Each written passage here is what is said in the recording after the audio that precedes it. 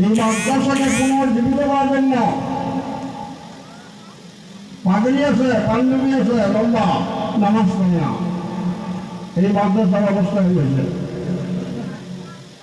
এই মাদ্রাসার অবস্থা হয়েছে। এই জন্য এই মাদ্রাসাকে জিন্দা করো।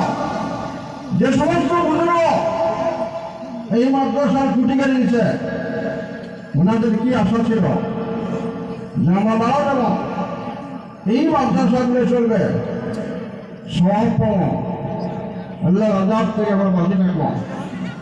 আমরা পাবলিক 1 টাকা 2 টাকা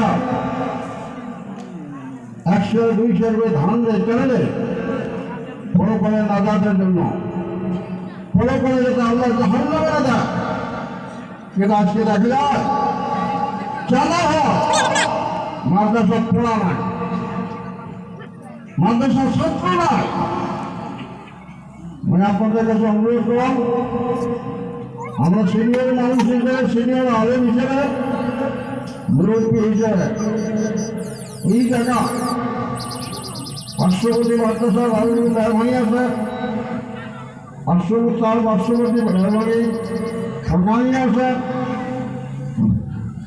মাদ্রাসা পূর্ণরূপ দেওয়ার জন্য ছাত্র দেন এবং ওস্তাদগুলার কেয়ার করে লক্ষ্য দেন যে ওস্তাদ খালি কালেকশন করবে না, পড়া পারবে, এটা লক্ষ্য দেওয়ার ব্যাপার।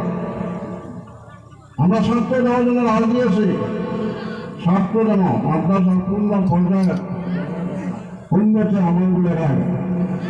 কথাটা অনেকের ভালো লাগবে, অনেকগুলো বেড়া লাগবে।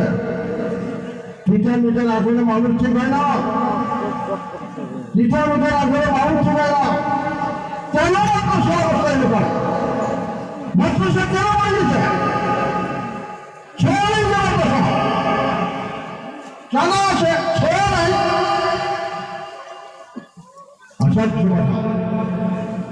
এটা পাবলিকের কর, মূল শিক্ষক বলব, মূল কমিটি বলব, 10 টাকা